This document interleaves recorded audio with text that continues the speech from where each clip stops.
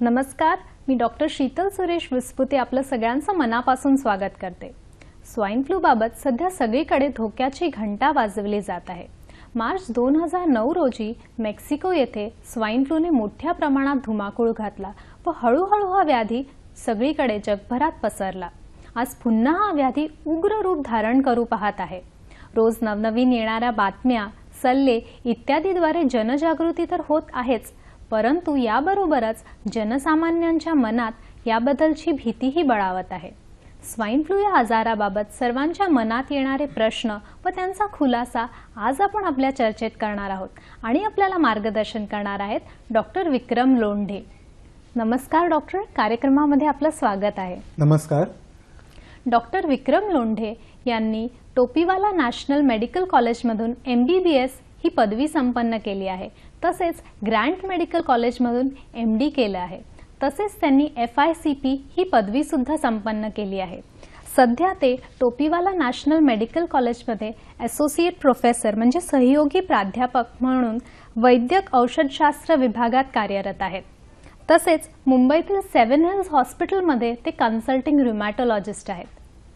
Doctor, आज आपण swine flu बद्दल चर्चा करणार आहोत, तर स्वाइन फ्लू म्हणजे नक्की काय याबाबत आपण काय सांगाल? सर्वप्रथम मी DD सह्याद्रीचे आभार मानेन की त्यांनी मला इथे बोलावले। आता स्वाइन हा शब्द डुकराला संबोधला जातो। बरेचदा आपल्याला इंग्लिशमध्ये डुकराला पिग म्हणतात एवढेच माहित असते, परंतु वैद्यकीय दृष्ट्या डुकराला स्वाइन असे म्हटले जाते। त्यामुळे डुकरांमध्ये आढळणारा जो सर्दी, खोकला, ताप आहे याला सुरुवातीला स्वाइन फ्लू असे संबोधले गेले होते। 2009 मध्ये मेक्सिकोमध्ये स्वाइन फ्लूची लागण बऱ्याच प्रमाणात आपल्याला आढळून आली होती, जेणेकरून बरेच रुग्ण त्यात दगावले सुद्धा होते। आणि हा एक विषाणू आहे ज्याला आपण व्हायरल इन्फेक्शन असं म्हणतो आणि तो एक RNA पद्धतीचा व्हायरस आहे। यात प्रामुख्याने टाइप A आणि टाइप B असे 2 प्रकारचे विषाणू आढळले जातात आणि जनुकीय दृष्ट्या म्हणजे जेनेटिकली त्याच्यात 8 स्ट्रँड्स किंवा 8 दोरे आढळून येतात। डॉक्टर, आता आपण जसं म्हणालात तर हा व्याधी नक्की कसा पसरतो? आता स्वाइन फ्लू जसे ह्याचे नाव आहे त्यामुळे डुकरांचे पालन पोषण करत होते किंवा फार्मिंग करत होते अशा लोकांमध्ये त्याचा प्रादुर्भाव आढळून आला होता। परंतु जरी त्याला स्वाइन फ्लू असे म्हटले गेले असले तरी सध्या त्याचं जे ट्रान्समिशन आहे किंवा एका व्यक्तीकडून दुसऱ्या व्यक्तीकडे हा प्रसारित होतो तो माणूस टू माणूस म्हणजे ह्यूमन टू ह्यूमन ट्रान्समिशन ह्याच्यात दिसून येते। तसेच पोर्क खाणाऱ्या किंवा डुकराचे मांस खाणाऱ्या व्यक्तींमध्ये हा आजार आढळून येत नाही। हा एक गैरसमज असू शकतो की ह्याला स्वाइन फ्लू असे म्हणतात म्हणजे तो पोर्कच्या सेवनाने पसरतो का, तर त्याचे उत्तर नाही असे आहे। डॉक्टर, ह्याचा जंतू किंवा जे विषाणू आहे याबद्दल आपण काय सांगाल? आता ह्याचे जे विषाणू आहेत ते अतिशय सूक्ष्म असतात आणि म्हणून त्यांना मायक्रो एलिमेंट्स असे म्हणतात। आणि जेव्हा हे प्रसार पावतात त्यावेळेला एखाद्या व्यक्तीला ज्याला स्वाइन फ्लूची लागण झालेली आहे त्याच्या शिंकण्यामुळे किंवा खोकण्यामुळे हे जे मायक्रो एलिमेंट्स आहेत ते हवेमध्ये प्रदूषित होतात।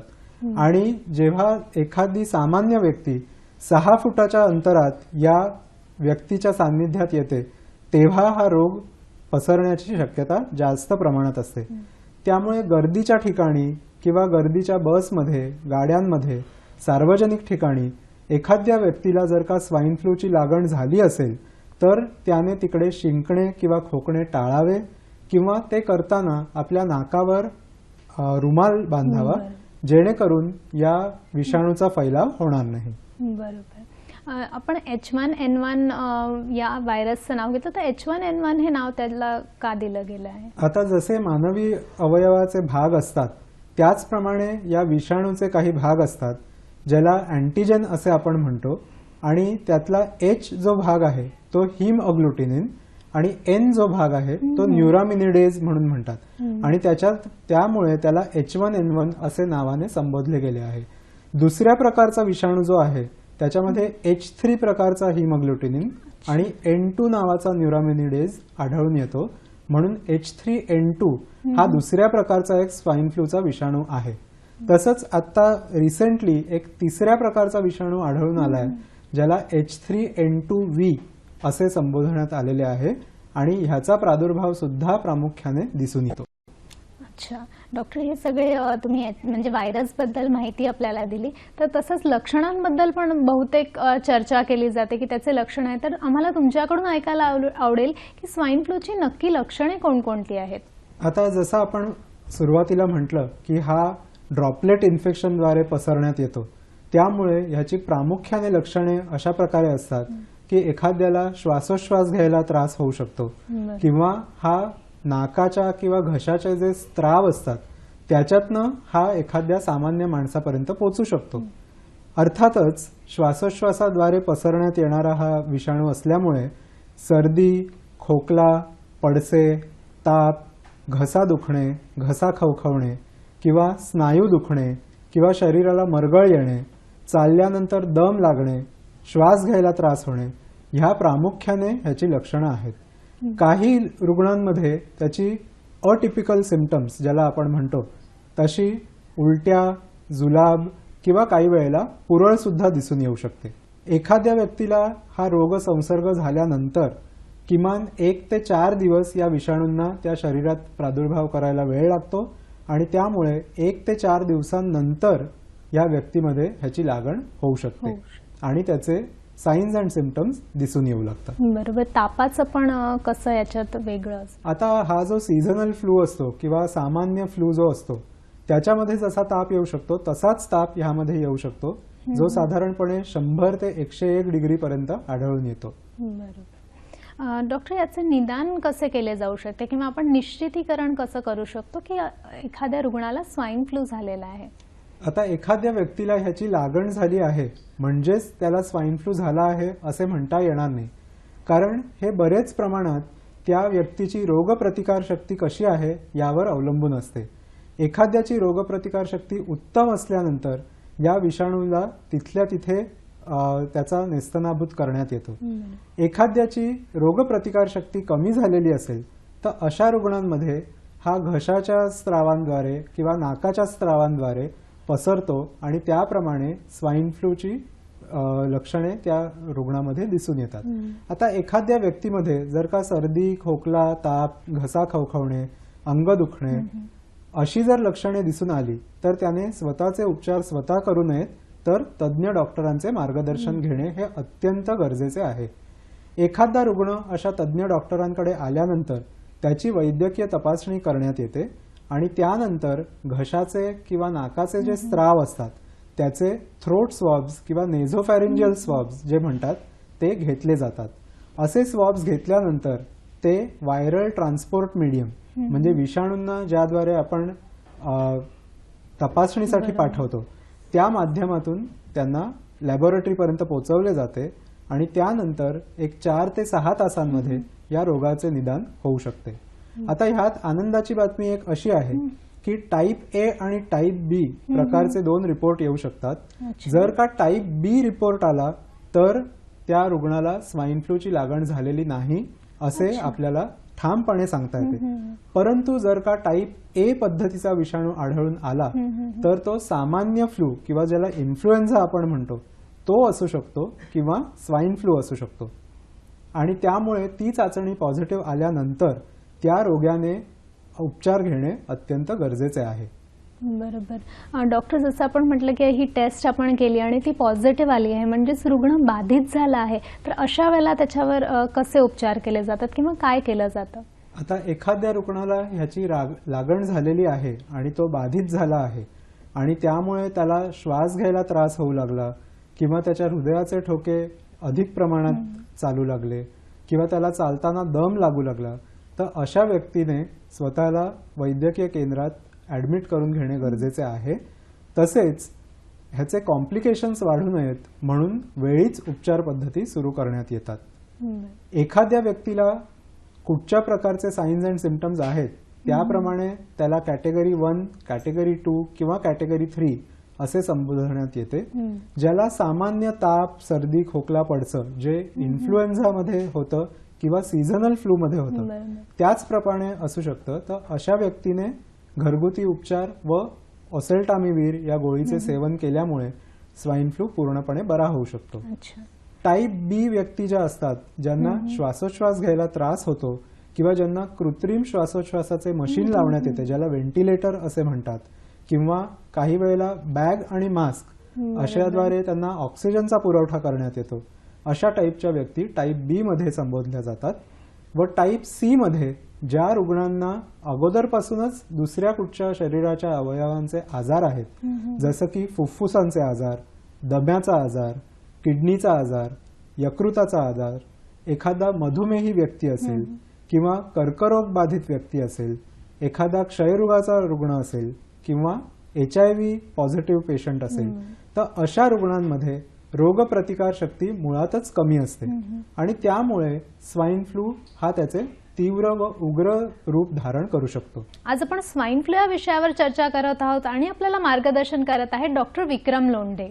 समजा एखाद्या बाधित रुग्ण आहे, त्याची काळजी कशी घेतली जाते की तो संसर्गजन्य होऊ नये, म्हणजे हॉस्पिटल्समध्ये वगैरे त्याला काही वेगळं ठेवण्यात येतं का, ही काळजी कशी घेतो आपण? आता एखाद्या व्यक्तीचा रिपोर्ट पॉझिटिव्ह आल्यानंतर तो व्यक्ती हा समाजातील इतर व्यक्तींसाठी धोका पसरवू शकतो, कारण त्याच्यामध्ये ते विषाणू आढळलेले आहेत. आता अशा व्यक्तीने सार्वजनिक ठिकाणी जाणे तर टाळावेच, परंतु त्याने शिंकताना किंवा खोकताना तोंडावर नाकावर रुमाल ठेवणे गरजेचे आहे, मास्क बांधणे गरजेचे आहे व सार्वजनिक ठिकाणी गेले असता सार्वजनिक नळांचा उपयोग किंवा दरवाजांच्या आवरणांचा उपयोग किंवा एखाद्या कॉम्प्युटरच्या माऊसचा उपयोग हा करणं टाळावा. त्याला आपल्या स्वकीयांची व आप्तजनांची काळजी निश्चितच असते, त्यामुळे त्याने त्यांच्यापासून 3 ते 4 दिवस विरह सहन करणं गरजेचं आहे. आणि ज्याला आपण एकांतवास शिक्षा म्हणता येणार नाही, परंतु स्वतःची काळजी तसेच आपल्या फॅमिली मेंबर्सची काळजी घेण्यासाठी त्याने त्यांच्यापासून आयसोलेशन मध्ये किंवा क्वारंटाईन मध्ये राहण्याची गरज आहे, जेणेकरून ते विषाणू त्यांचा प्रादुर्भाव एका व्यक्तीपासून दुसऱ्या व्यक्तीपर्यंत जाण्यापासून त्याला रोकथाम करण्यात येते. बरोबर. आणि संसर्ग जो आहे तो बऱ्याच प्रमाणात आटोक्यात येऊ शकतो. डॉक्टर, उपचार पद्धतींबद्दल आपण बोलत आहोत, तर त्याच्या आधी मी तुम्हाला एक प्रश्न विचारेल की हा जो स्वाईन फ्लू आहे हा होण्याची शक्यता जास्त कुणाला आहे? आता स्वाईन फ्लू हा कुणालाही होऊ शकतो, कारण आजार हा काही व्यक्ती किंवा एखाद्या जात पाहून येत नाही, तो कुणालाही होऊ शकतो. परंतु ज्यांची रोगप्रतिकार शक्ती कमकुवत आहे, ज्यांना मधुमेह, यकृताचे आजार, किडनीचे आजार, ज्यांना वारंवार डायलिसिस घेण्याची आवश्यकता आहे किंवा ज्यांना क्षयरोग आहे, जे दमेकरी रुग्ण आहेत किंवा ज्यांना फुफ्फुसाचे इतर प्रकाराचे आजार आहेत, ज्याला आम्ही COPD असे म्हणतो, किंवा ज्यांना HIV बाधित रुग्ण आहेत, गर्भवती महिला आहेत, तान्ही बाळं आहेत किंवा वयोवृद्ध रुग्ण आहेत, यांची रोगप्रतिकार शक्ती सामान्य माणसांपेक्षा थोडीशी कमी असते आणि त्यामुळे यांच्यामध्ये हा आजार जास्त प्रमाणात आढळून येऊ शकतो. बरोबर. आणि उपचाराबद्दल आपण बोललो तर नक्की याच्यामध्ये कोणकोणत्या उपचार पद्धती येतात? आता ह्याच्यामध्ये एक ओसेल्टामिव्हिर नावाची गोळी उपलब्ध आहे. ही ओसेल्टामिव्हिर ही गोळी सर्वत्र उपलब्ध आहे. तसेच ती वैद्यकीय इस्पितळांमध्ये किंवा वैद्यकीय रुग्णालय जे आहेत, बृहन्मुंबई महानगरपालिकेची KEM सायन नायर ही जी 3 रुग्णालय आहेत, येथे ह्या गोळ्या उपलब्ध आहेत. तसेच सरकारी वैद्यकीय रुग्णालय जसे मुंबईमध्ये JJ रुग्णालय, पुण्यामध्ये BJ रुग्णालय, नागपूरमध्ये रुग्णालय आहे व इतरत्र जी सरकारी वैद्यकीय रुग्णालय आहेत तेथे या औषधांचा पुरवठा उपलब्ध आहे. त्याचप्रमाणे काही नवीन औषधही आता उपलब्ध झालेली आहेत, परंतु भारतात अद्याप ती अवेलेबल नाही आहे. झॅनामिव्हिर नावाची एक दुसरी गोळी आहे जी या व्हायरसवरती अतिशय चांगल्या प्रकारे उपयोगी ठरू शकते. तसंच 22 डिसेंबर 2014 रोजी अमेरिकेने एक इंजेक्टेबल औषध शोधण्यात त्यांना यश मिळालेले आहे आणि पेरामिव्हिर असे त्या इंजेक्शनचे नाव आहे. आता सध्या ते केवळ काही ठराविक रुग्णांमध्ये वापरण्यात आलेले आहे. भारतामध्ये अद्याप हे इंजेक्शन उपलब्ध नाही. डॉक्टर, आपण याबद्दल बोलतोय तर हे जे औषधं आपण सांगितली, जी उपचार पद्धती, ती कोणी घ्यायला हवी? आता एखाद्याचा रिपोर्ट स्वाईन फ्लूचा जर पॉझिटिव्ह आला कन्फर्म, तर अशा रुग्णांनी तर ते औषध घेणं गरजेचे आहे. त्यामुळे त्याला वयाची अट नाही. लहान बालके जी 6 महिन्यापासून 4 वर्षांपर्यंत बाधित असतील किंवा वयोवृद्ध व्यक्ती जे 60 वर्षांवरती असतील, गर्भवती महिला असतील किंवा सुरुवातीला आपण जसे म्हटले की ज्यांना इम्युनिटी कमी झालेली आहे, अशा कोणत्याही व्यक्तीने किंवा इवन सामान्य व्यक्तीने ज्याची इम्युनिटी चांगली आहे परंतु त्याचा स्वाईन फ्लूचा रिपोर्ट पॉझिटिव्ह आलेला आहे, त्याने ह्या ओसेल्टामिव्हिर गोळीचे 5 दिवसांसाठी सेवन करणं गरजेचे आहे, जेणेकरून त्याला या आजारातून पूर्णपणे बरे करता येईल. बऱ्याचदा असं होतं की रुग्ण म्हणजे स्वतःहून त्याचा घेण्याकडे किंवा स्वतःहून चिकित्सा करण्याकडे कल असतो किंवा असंही दिसून येतं की बऱ्याचदा स्वाईन फ्लूचे उपचार न घेताही रुग्ण बरा होतो. तर नक्की औषध कोणी घ्यायला हवं? आता वैद्यकीय क्षेत्रात नॅचरल हिस्ट्री ऑफ डिसीज अशी एक गोष्ट आहे. म्हणजे नैसर्गिकरित्या एखादा रोगी आढळला तर त्याला औषध उपचाराविना काय होऊ शकतं. एक तर निसर्गच त्या विषाणूला नष्ट करू शकतो किंवा त्या व्यक्तीला त्या रोगाची लक्षणे दिसून येऊ लागतात. जर का त्या व्यक्तीला रोगाची लक्षणे दिसून आली तर त्वरित उपचार करणं गरजेचं आहे. परंतु सर्व रसिकांना आणि श्रोत्यांना हा सल्ला असा आहे की त्यांनी स्वतःचे स्वतः औषध उपचार करू नयेत, कारण ते काही काही वेळेला हानिकारक ठरू शकतात. एखाद्या गोळीचे अतिसेवन केले जाऊ शकते, जेणेकरून काही फायदा होण्याऐवजी तोटा निष्पन्न होऊ शकतो. म्हणून तज्ज्ञ वैद्यकीय सल्ल्यानुसारच ते औषध उपचार करण्यात यावे. जितके दिवस आणि जितक्या गोळ्या सांगितल्या गेल्या आहेत त्याचे काटेकोरपणे पालन केले जावे. आज आपण स्वाईन फ्लू या विषयावर चर्चा करत आहोत आणि आपल्याला मार्गदर्शन करत आहेत डॉक्टर विक्रम लोंढे. डॉक्टर, आपण लसीकरणाबद्दल आपलं काय मत आहे? आता आपण शाळेत सगळ्यांनीच ही म्हण ऐकलेली असेल, prevention is better than cure. त्यामुळे प्रत्येक आजाराला जर का प्रिव्हेन्शन असेल तर त्याला क्युअरची गरजच लागणार नाही, कारण तो आजारच उद्भवणार नाही. त्याचप्रमाणे लसीकरण या रोगासाठी सुद्धा अवेलेबल आहे. आपल्याकडे 3 प्रकारच्या लसी अवेलेबल आहेत. त्यातले भारतामध्ये एकाच प्रकारची लस उपलब्ध आहे. आता या लसींबद्दल थोडी आपण माहिती घेऊया. सुरुवातीला जी लस बनवण्यात आली होती ती नेझल स्प्रे किंवा नाकात फवारा मारण्याद्वारे लस उपलब्ध केली गेली होती. ती ज्या वेळेला घेतली गेली होती त्याच्यात विषाणू जे होते ते जिवंत होते आणि त्यामुळे या विषाणूंमुळे स्वाईन फ्लूची लागण लस घेतलेल्या व्यक्तींमध्ये आढळून आली होती. आणि ज्याप्रमाणे वैद्यकीय ज्ञान आपले अवगत होत जाते त्याप्रमाणे असे लक्षात आले की ह्या नाकाद्वारे किंवा फवाऱ्याद्वारे जी लस देण्यात यायची त्याच्यामुळे फायदा होण्यापेक्षा त्याचे तोटे अधिक आहेत. त्यामुळे आता सध्या ही लस वापरण्यात येत नाही. दुसरी लस जी उपलब्ध आहे, ज्याला इंट्रामस्क्युलर रूट किंवा दंडामध्ये इंजेक्शन देण्याद्वारे ती देण्यात येते, ती सध्या प्रामुख्याने उपलब्ध आहे. आणि ही लस कुणी घ्यावी तर ज्यांना सर्वात जास्त धोका आहे, जसं की वैद्यकीय क्षेत्रात काम करणारे डॉक्टर्स, नर्सेस किंवा रुग्णांना हाताळणारे इतर जे सामाजिक व्यवसाय, रुग्णसेवा करणारे जे आहेत, ज्यांना संसर्ग होण्याचा जास्त धोका आहे, अशा व्यक्तींनी ही लस घ्यावी. परंतु ह्या रोगाची लागण झाल्यानंतर ह्या लसीचा काहीही फायदा नाही, कारण ती लस जर का रोग्यामध्ये दिली गेली तर त्याचे साईड इफेक्ट्स होऊ शकतात. म्हणून ही लस शक्यतो हिवाळ्यापूर्वी म्हणजे सप्टेंबर किंवा ऑक्टोबर महिन्यात साधारणतः ती देण्यात यावी, कारण ती लस दिल्यानंतर त्या रुग्णाला त्याचा फायदा जो आहे तो साधारणपणे 1 महिन्याभराच्या अंतराने दिसून येऊ लागतो.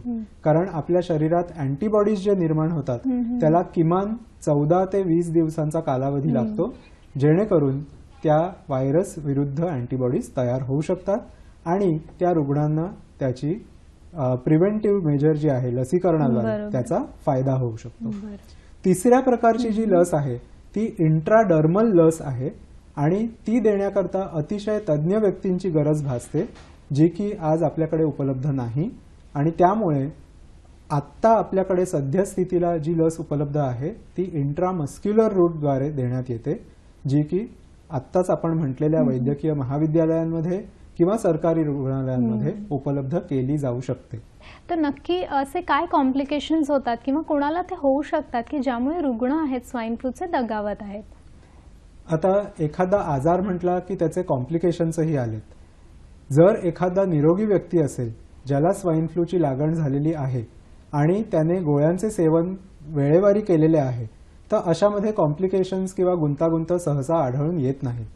परंतु 2 किंवा 3 दिवस उपचार घेऊन बरे वाटल्यानंतर ती उपचार पद्धती मध्येच सोडून दिली किंवा त्या व्यक्तीची इम्युनिटी कमी असेल किंवा ती वयोवृद्ध व्यक्ती असेल ज्याला रक्तदाबाचा आजार, मधुमेह, कर्करोग, किडनीचा आजार अशा प्रकारचे जे कॉम्प्लिकेशन्स असतात त्यामध्ये हा ॲडिशनल एक विषाणूचा आजार होतो. त्यामुळे अशा रुग्णांमध्ये कॉम्प्लिकेशनचा रेट जास्त असतो. आणि काही वेळेला असे सुद्धा आढळून आलेले आहे की मृत्यू जो होतो तो स्वाईन फ्लूमुळे नव्हे तर त्या प्राथमिक आजारामुळे होऊ शकतो. डॉक्टर, एकदा हा स्वाईन फ्लू होऊन गेला तर पुन्हा होऊ शकतो का? एखाद्या व्यक्तीला जर का स्वाईन फ्लूची लागण होऊन गेलेली असेल तर नैसर्गिकरित्या त्याच्या शरीरामध्ये अँटीबॉडीज तयार झालेले आहेत आणि त्यामुळे थिओरिटिकली पाहता त्याला परत स्वाईन फ्लू होता कामा नये. परंतु हे विषाणू असे असतात की ते आपल्यापेक्षा एक पाऊल पुढे असतात आणि त्यांच्यामध्ये जनुकीय त्यांची जी इंद्रिय आहेत ती सातत्याने बदलत असतात, ज्याला आपण अँटीजेनिक ड्रिफ्ट किंवा अँटीजेनिक शिफ्ट असं म्हणतो. त्यामुळे सुरुवातीला एखाद्या व्यक्तीला जर का H1N1 ने बाधा झालेली असेल तर त्या H1N1च्या विषाणूंमध्ये काही बदल झाला असेल तर तो दुसऱ्यांदा त्या व्यक्तीला तो आजार घडवून येण्यात समर्थ ठरू शकतो. बरोबर. म्हणजे विषाणू आणि रोग हे नवनवीन पद्धतीने काही कालाने उद्भवू शकतात आणि तो व्याधी त्याला पुन्हा पण होऊ शकतो. निश्चितच. डॉक्टर, आता तुम्ही मगाशी म्हणालात की प्राथमिक कारणामुळेही स्वाईन फ्लूमध्ये मृत्यू होऊ शकतो, म्हणजे जो काही त्याला आधी व्याधी झाला असेल किंवा त्या कॉम्प्लिकेशन्समुळे, तर त्याबद्दल आपण जरा काय सांगाल? आता एखाद्या म्हणजे नक्की व्यक्तीची कशामुळे ते होतंय? जसं सुरुवातीला आपण म्हटलं की रोगप्रतिकार शक्ती कमी असेल तर अशा रुग्णांमध्ये त्यांची अँटीबॉडी तयार होण्याची जी क्षमता आहे ती पुअर असते आणि त्यामुळे स्वाईन फ्लू हे एक निमित्त मात्र ठरू शकतं. परंतु त्या मधुमेहाचा जर का शुगरचा आजार कंट्रोल नसेल, त्याला इतर इन्फेक्शन्स झालेली असतील किंवा कर्करोग जो लास्ट स्टेजमध्ये असेल आणि अशा वेळी जर का स्वाईन फ्लूची लागण झालेली असेल तर अशा रुग्णांमध्ये ते दगावण्याचा धोका अधिकरित्या असतो. बरोबर. डॉक्टर, जाता जाता आपण लोकांना काय संदेश द्याल? जाता जाता हाच संदेश की थुंकू नका इकडे तिकडे, शिंकताना किंवा खोकताना तोंडावर रुमाल ठेवा.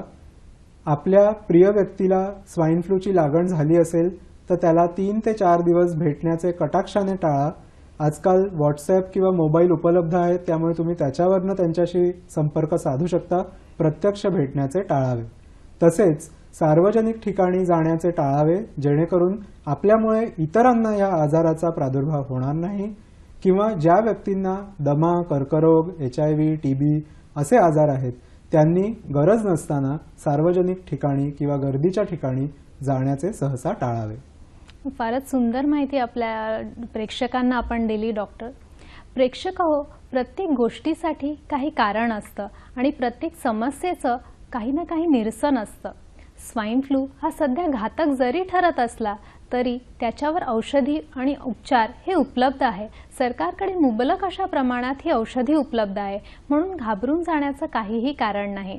फक्त गरज आहे ती सतर्क राहण्याची, सावध राहण्याची, आरोग्य व स्वच्छतेचे नियम पाळण्याची. यामुळे आपले आरोग्यही चांगले राहील व आपल्याला संसर्गाचा धोकाही कमी ठरेल. स्वाईन फ्लू या व्याधीबद्दल आज आपल्याला डॉक्टरांनी सखोल अशी माहिती दिली, म्हणूनच मी तुमच्यातर्फे तसेच सह्याद्री वाहिनीतर्फे त्यांचे आभार मानते. डॉक्टर, आज आपण वेळात वेळ काढून इथे आलात व आम्हाला माहिती दिली, याबद्दल आपले धन्यवाद. धन्यवाद.